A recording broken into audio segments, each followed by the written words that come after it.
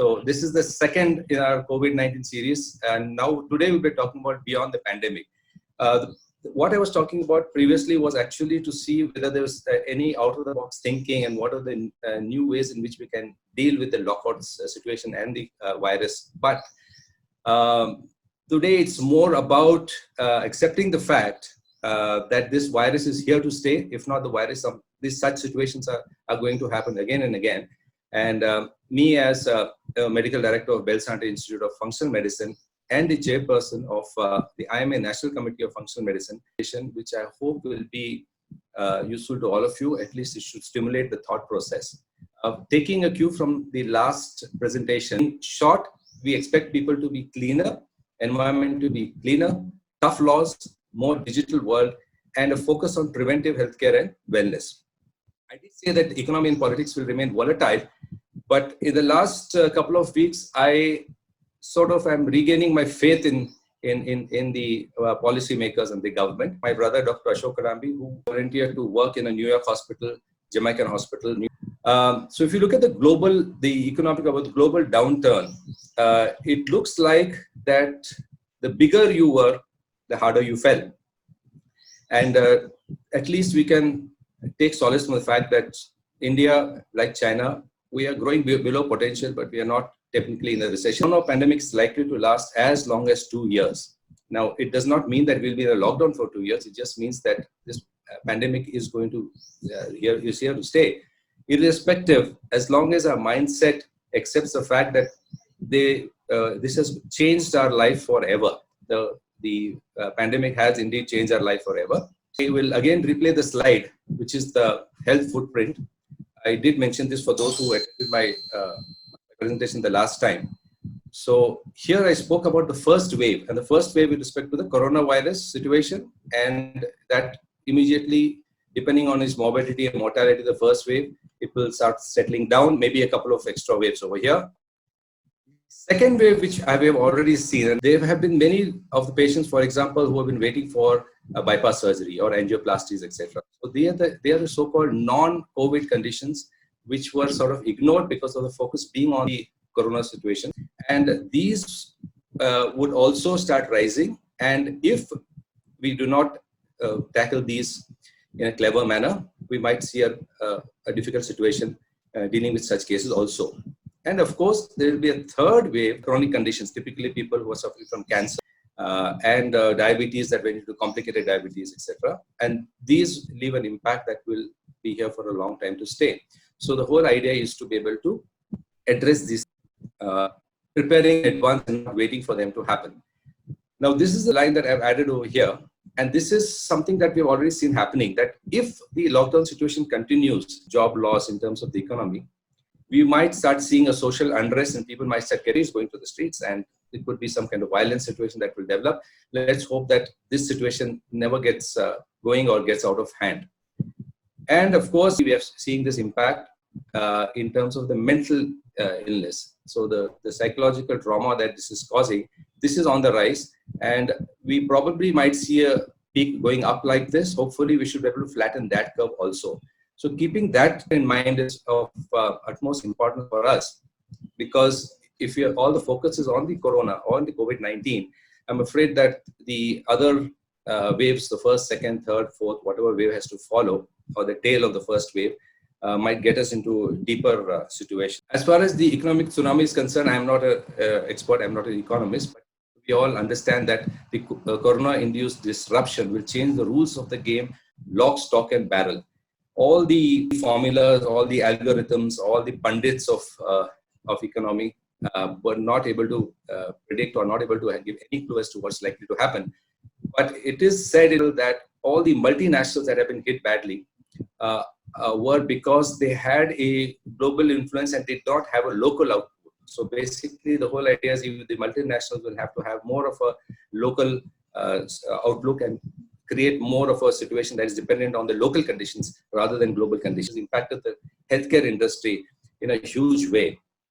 This is the state of inertia. This is where we are, very comfortable. And then now this disruption occurs. And from here, a new plateau will start again. Of course, it could be higher or it could be lower. And this kind of punctuated equilibrium will change things forever, provided we learn to adapt to this. So this recurring pattern of continuous and transformational change, and I will be talking about it more with respect to healthcare, is what we will see. So very clear to see, without mincing my words, organizations that fail to adapt will just collapse or they will perish. Just as an example, I'm taking Coron Health, Health Corporation, which is now preparing for bankruptcy filing. Many such big corporations that deals with healthcare will start failing and falling quite hard. Time will tell which one of them will survive and which won't. This would depend upon how we evolve new business models. There are two basic types of models that we are aware of. One is called the anagenesis, other is called the cladogenesis. Now, typically what it means is that in case of anagenesis, it's a very linear model. You know, you go along, there are some changes, you adapt, and the model keeps developing or mutating. In terms of cladogenesis, what happens is that there will always be two ways in which they would go. Some would go one way, the other would go the other way. Each one would evolve and you would get multiple business models. So using this principle of punctuated equilibrium, we can position ourselves and actually see where we stand. Business center will have to determine for themselves where they really stand and then plan their contingency or recovery plan is. Now, let me come to this coronavirus. I think coronavirus has actually taught us many things. We do have more information of this virus. It is that this is a very smart virus, but we all know, anybody who's been in healthcare know, we know that all viruses are, or any organism is very smart. Their job is to survive, even at the cost of destroying others. So what the coronavirus has sort of shown us is that it is adapting and it is mutating as many other viruses, but in a smarter way than we expected. So constantly mutating, sure, all viruses do that. It's confusing the physicians because initially it started off with respiratory and we talked about lung inflammation. All the treatment was geared towards ventilators, towards protecting their lungs. Then it was not only a question of oxygenation, it was a question of giving some kind of anti-inflammatory treatment. That came in. Suddenly we now hear that it's causing blood clots, it's causing an increased coagulation of the blood, and that is leading to deaths in young people, or it is involving multiple organs. So as we learn more about the virus, it looks like, it appears that we are having a knee-jerk reaction and our treatment is moving from one to another. Right away, initially WHO announced that people on blood thinners, knowing that most viruses cause hemorrhage, should actually stop taking the blood thinners or reduce the dose of blood thinners. Then very quickly they do a U-turn and say, no, the blood thinners can be continued. However, these blood thinners are not good enough. Maybe we should switch to heparin or some other type of blood thinners. So it has actually confused the entire physician community, but it's only because of our knee-jerk reaction. So if we need to be looking at smart solutions, this is what a lot of us feel. We need to be ahead of the game. We need to be ahead of the virus. We need to have solutions that are not specific for this virus. Solutions that neutralize the impact of viruses or this virus, but not necessarily kill the virus. In fact, to be very honest, most doctors know that it's not possible to destroy or eliminate this virus. We cannot, and we should not even try to eliminate this from the face of the earth. We just have to know how we can live and let live. There are some hard decisions that most of us will have to take, and this will involve a lot of introspection and a very honest assessment of one's own situation. What will really happen is that the intrinsic value of a product or services will really come out. So those products or services that were having intrinsic value will probably survive better than those products which were hyped, and to determine which one of those come in which category. Any business with a robust model and any business with a contingency plan will again do well, or it will survive, it will get through the pandemic without much damage. The job market is going to change a lot, especially I believe that a lot of people who are in the high income, in the C category, the CEOs, EOs, and that would definitely move downwards, and perhaps there will be more demand for people who are technically sound, and that might again shift. We don't know, but it's likely this is going to happen.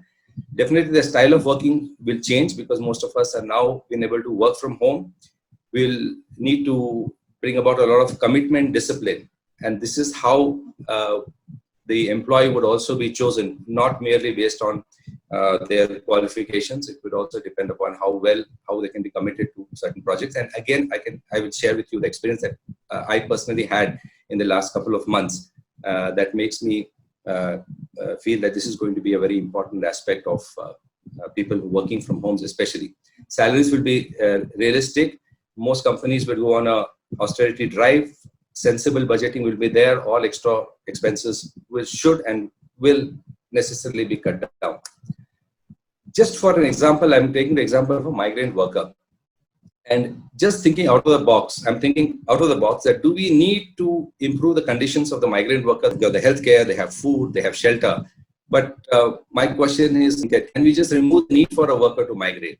And the typical need is that they migrate from one place to another only for better opportunity, better lifestyle. So these are known. So I think if the focus now moves on the fact that the need to have the migrant workers, they are reduced, and many of them can even work, some of them are qualified, can probably work from wherever they are, from the village, as long as there's connectivity, or the small towns, then probably one of the factors that was responsible for the pandemic to spread, as I discussed last time, we could remove that from the equation. It's just a thought. This is very important because what has happened after March 25th is that, so when the government finally decided to take a stand and say that telemedicine can be practiced and given the guidelines, not that it wasn't legal to practice it before, it's just that the government was very silent on that. I'm seeing now the vision that the hospitals will no longer be crowded. As I said before, that the hospitals, the way we see it, is not going to be existing anymore. It will cease to exist in the avatar that we see it now. They will be not crowded. All the pre and post care will be done locally. We work sort of model. It may well happen that let's say the surgery is planned in a particular hospital. We dealt with the situation where one of a person from our community had a surgery down in town, but when it was time for the follow-up, the lockdown had come in, and we were able to coordinate with the surgeon and take care of the patient and ensure that continuity of the treatment and management of any issues that arose, that came up post-op, was dealt with. So this is going to also be a sort of a model that every locality will have such. People who are talking about kiosks, but I don't think there'll be kiosks. They won't be that small. There'll be slide centers where all the instructions will be well connected to the parent center through technology, and we work sort of model. Doctors will be able to choose, or healthcare workers, which workspace they'll be associated with. And as it has been shown a successful model for WeWork, I have put my question over here that can we actually take this model to a next level and use it purely for WeWork medical consultation? Similarly, shared resources. And now, when we have certain equipment, we have equipment that can be used, or even services that can be used. If it is a common service that everybody can share, along with the Internet of Things, IoT, and artificial intelligence, I can already see that it's in places already in place, but it's going to get a boost now. And this boost is going to come out of the experiences that we've all, positive and negative, that we've all undergone during this lockdown period, if I may use that as a general term here. And of course, the IT integration.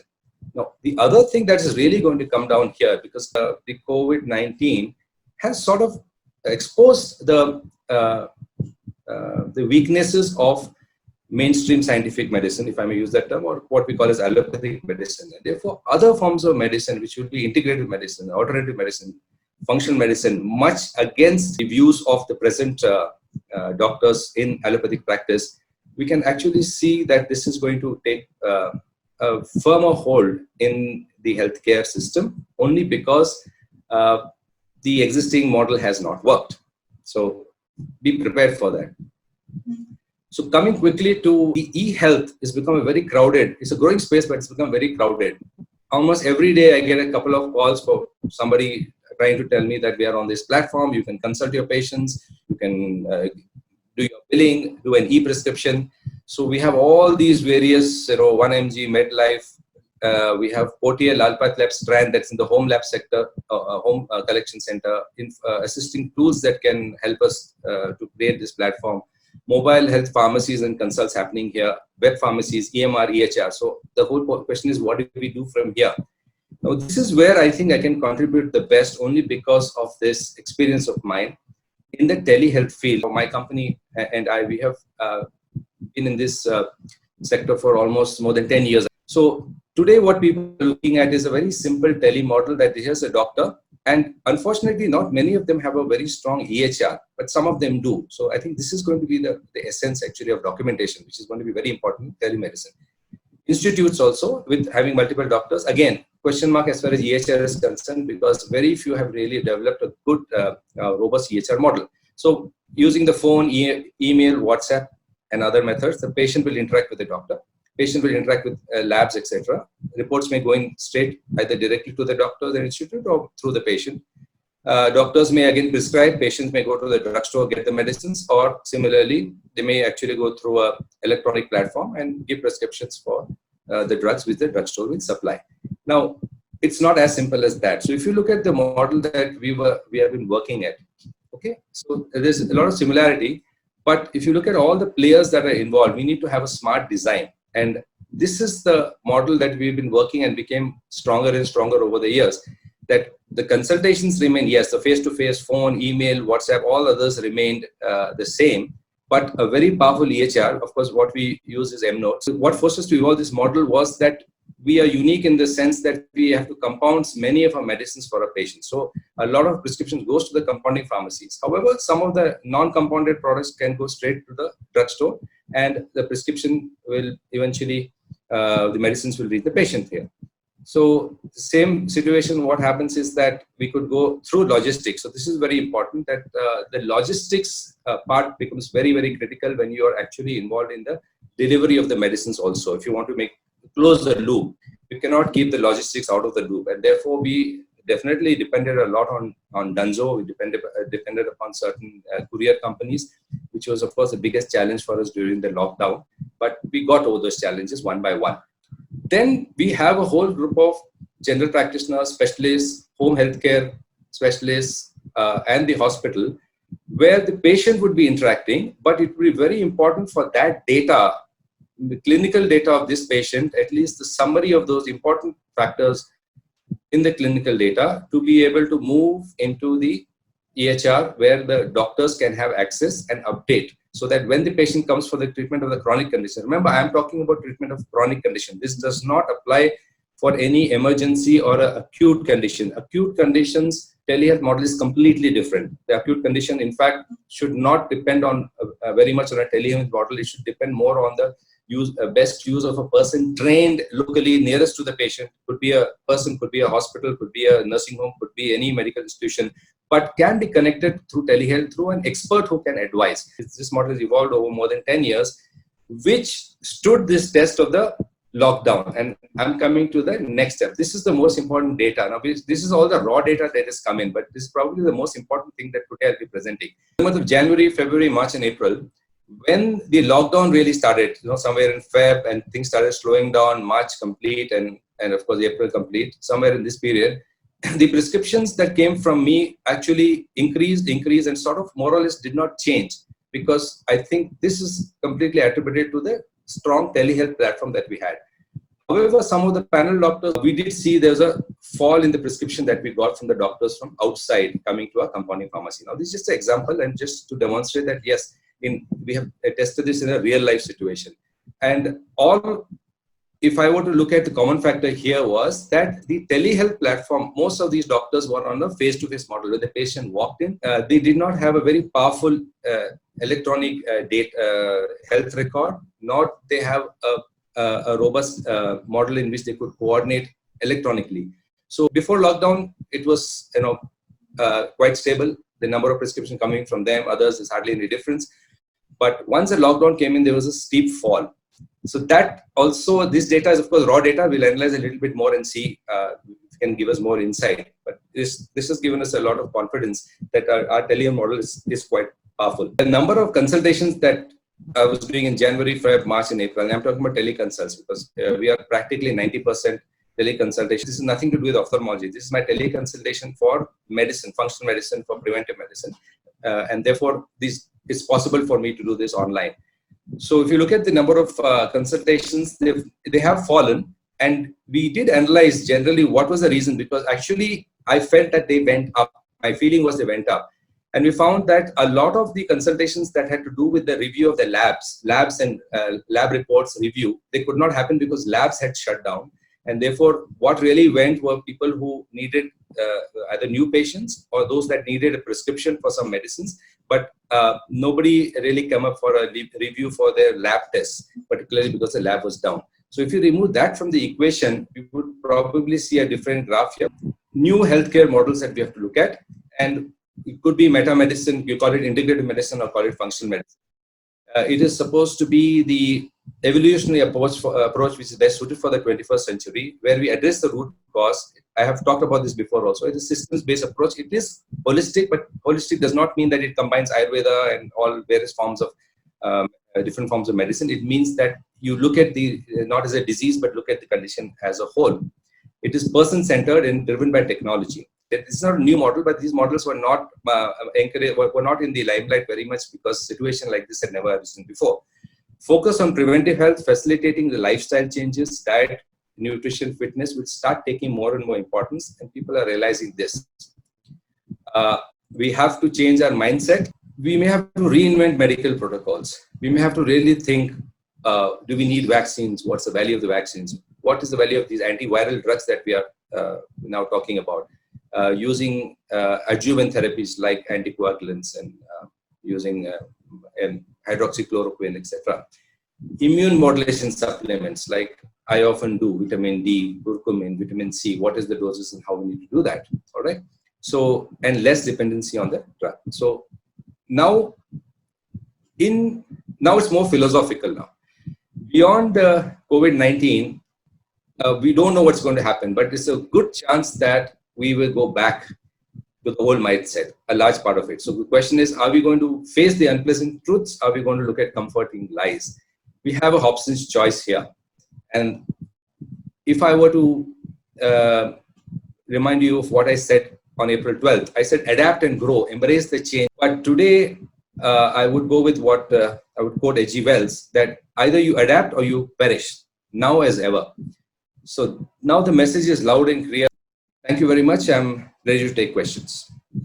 Everyone is focusing on this race to a vaccine and so on.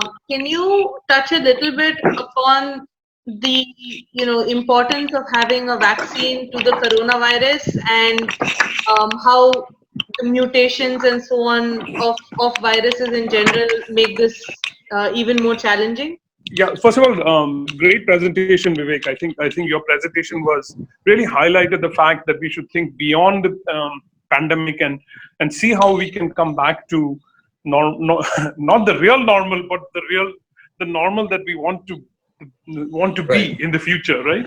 I think it's a great talk, many good points. So as far as the vaccine is concerned, I think we know. I think as humanity, we know no other way. Really, and I'm speaking more philosophically based on the questions that you asked. It is the only way we know to prevent pandemics like this. I think we should. Since your talk is about outside the box, I feel like it will be good to start thinking about what are the other ways that we can think of preventing pandemics like this from a health perspective other than vaccine. But right now, the vaccine is only what we can think about. And vaccines have their pros and cons. And they will be there will be some vaccines which work really well and some vaccines which actually may be harmful. And so so if you go with the analogy, or not analogy, but what we've tried as community to try to develop vaccines against mutating viruses, and the two that come to mind are HIV and influenza, which mutate a lot. We've not been able to find what they call a universal vaccine, a vaccine which protects against all the mutations. So after trying for 30 years with HIV and more than 100 years for influenza, we've not been able to find that. The one sort of light at the end of the tunnel for coronavirus, it seems, at least as of now, is that the rate of mutation of this virus is far lower than influenza and HIV. So there's hope that we might be able to find an antibody that binds to the entry and fusion portion of this virus, and we may be able to find a universal vaccine for this. Time will tell. So you may have some insight. Any idea what would you suggest? I'm not talking about what the government would suggest. What would you suggest? Should we take the flu shot? Should we? India, we don't take it. Most of us don't take it anyway. But in the US, what would you suggest? Yeah, my suggestion is to take the flu shot for the simple reason is that it has a high degree of efficacy. The seasonal flu shot has a high degree of efficacy. I think if I'm not mistaken, about 60-70%. It's not 100%. Right. But what happens is that at least because the symptoms are exactly the same, almost exactly the same. You might be, from an epidemiological perspective, you might be able to tell whether the coronavirus is coming back or it is the influenza virus. And you might not overload the hospital systems with the influenza virus.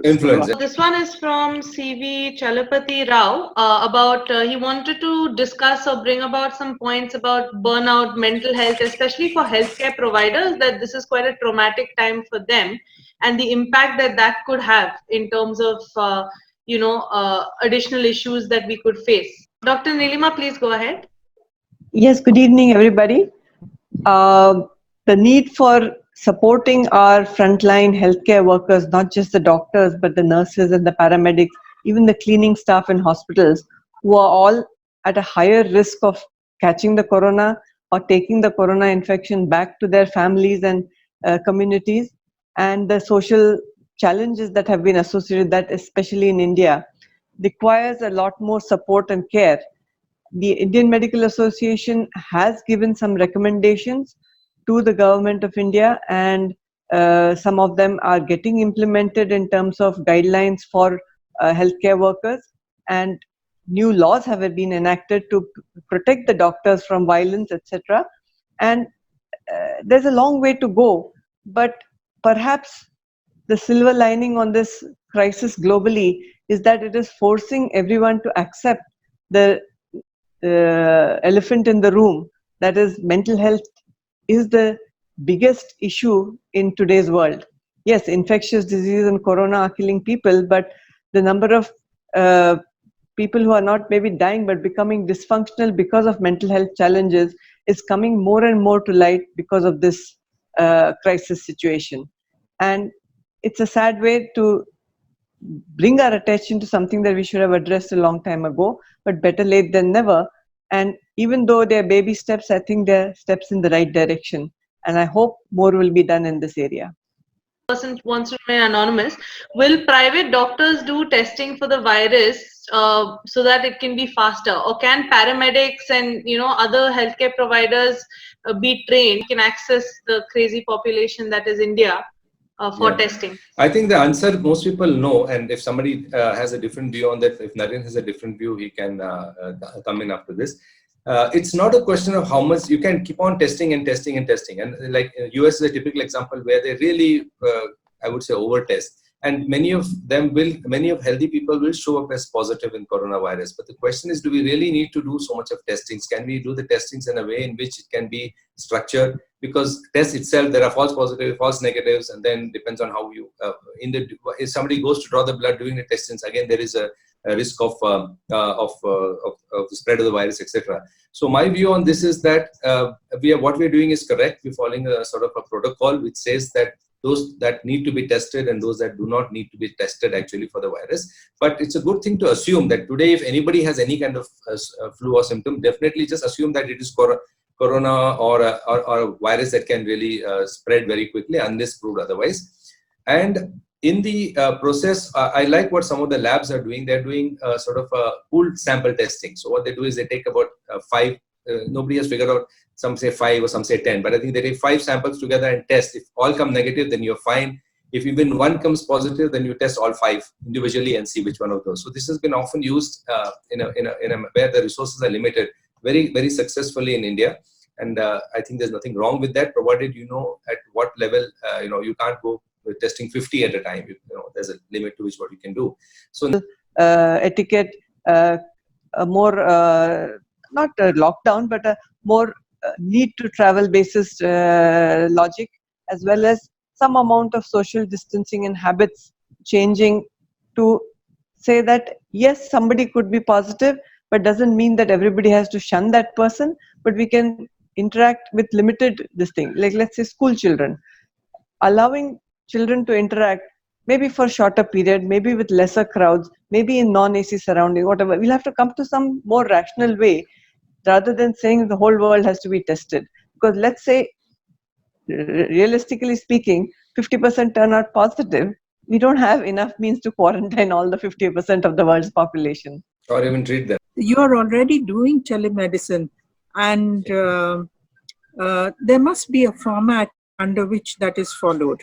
You do consultation online and you give prescriptions, but in the majority of cases, you have a pharmacy from which you issue medicine also.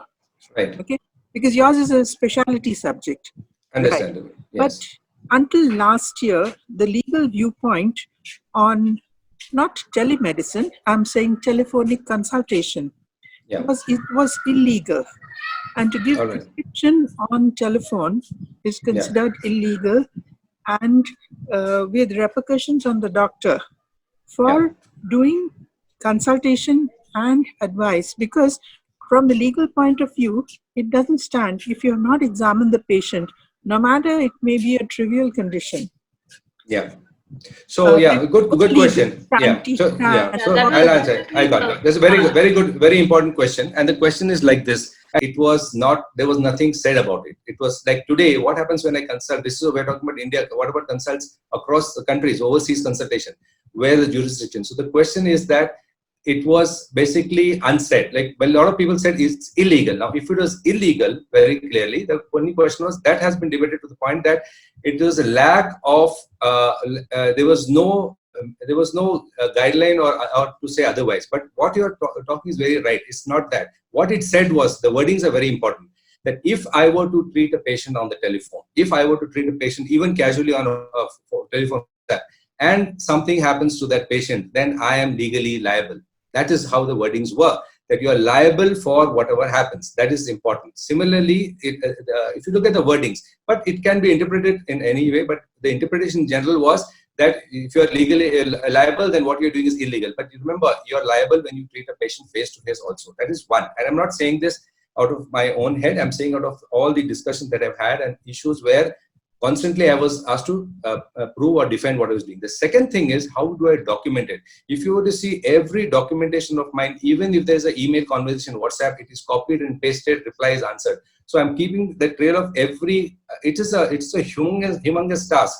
Now they may have eased out on that, but in the future also, I feel it will be important for people. It's not that today telemedicine is quote unquote legal and everybody has a free hand. Remember, even now, ultimately, there's an issue. You'll bring out the documentation of yours, how you've done. Now, you brought up a very good question. What about physical examination? So that's very important, that without having a physical examination, like let's say in my clinic, a nurse takes the BP. So my junior doctor does a physical examination and whatever. It depends on the specialty. For example, I can't think of telemedicine in ophthalmology. It's very difficult because very difficult to examine. But yes, in ophthalmology, in retina, it's all developed. So that's fine. In fact, telemedicine was first came in psychiatry and came in retina.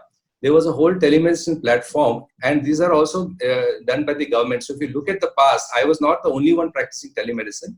There were people practicing telemedicine. I think Ranjan Bhandari is here. He knows, he gives the equipment. He's the one that supplies equipment for these retinal scans and photographs.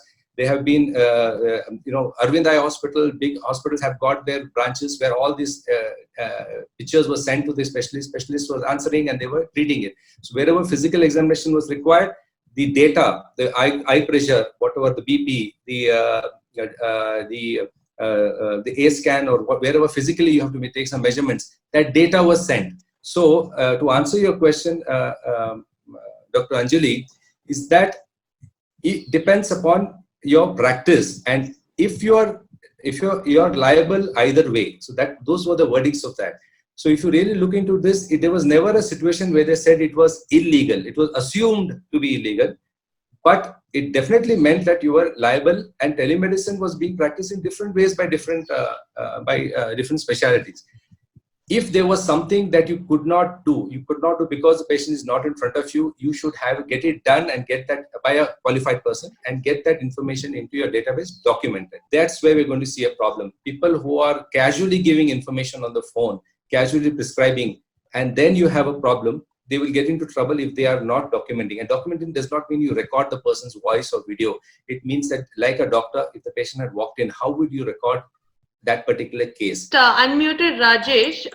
For potential new users, Rajesh, he's one of the creators of EmNotes.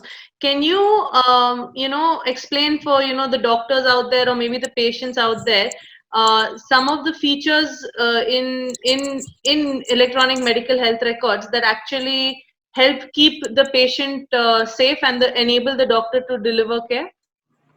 Okay. Hi, hello everybody. Good evening. When we talk about electronic health records, what we did with EmNotes was we looked at many standards available, and we came up. We used what is called as SOAP, that is subject to objective assessment and planning, as a format to document. So the reason the documentation becomes important is, one is for the patient, they can refer, what has happened. And more importantly, for the doctor, they have the record of the documentation to, to protect them. In case some, controversy happens, they can, use this documentation for their protection. And what we also do is we make it such that, it is not modifiable. Once you have recorded and you have signed it, it becomes stamped and it is digitally signed. So you cannot even modify. You can do an amendment afterwards, but you cannot modify. Yeah, you will not be able. So that way, it prevents misuse and also, ensures that, there is a non-repudiation of, information. Yeah. So, Rajesh, one specific question for you, because you would have studied the models in other countries, you would have studied what they do. So, this question ever came up about what they're doing in other countries. Is it legal, illegal? Because it's a lot of things. A lot of people are talking about that now. Yes. You've been working from 2009 or maybe 2010, maybe. 2013, we have been working. All right. Yeah.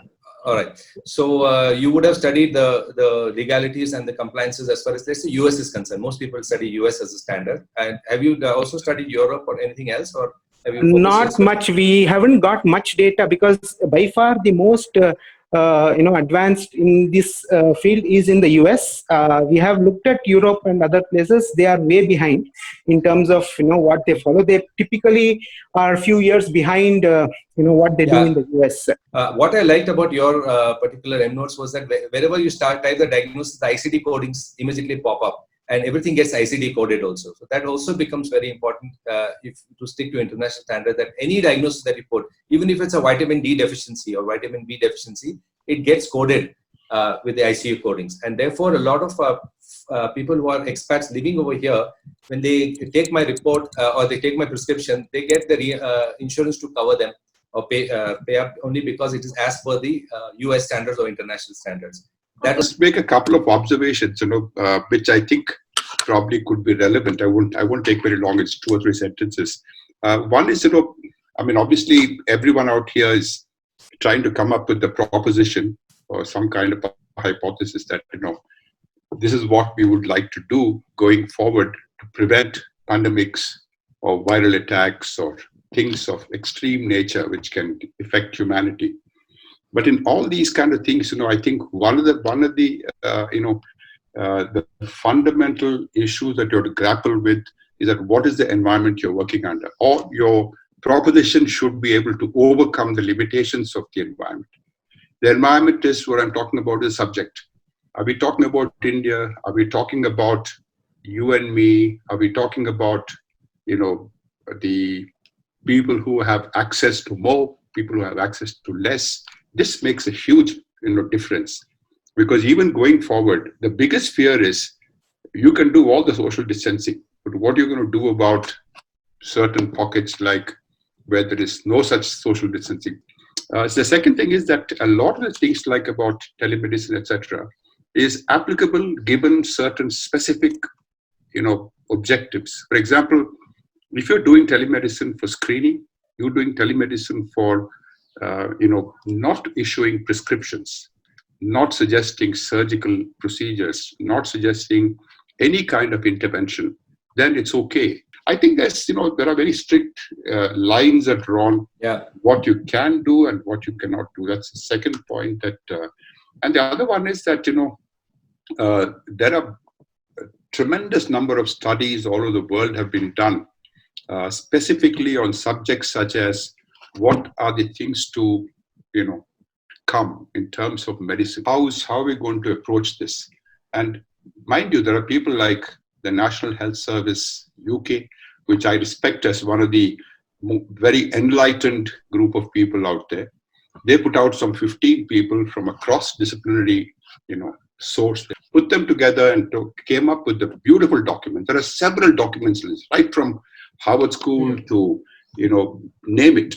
It's a lot of these things are accessible in the internet. And, I was surprised the common thread that runs all over is data. Then my biases needs to be investigated. Now, see, this is a very powerful tool for analysis of self. That's the practitioner's thing. But you can apply this now to a lot of other things beyond it, the patient and so on. That's all. So thank you very much. We'll have a hard stop over here. You have a nice weekend, everybody. And another 2 weeks of lockdown continues.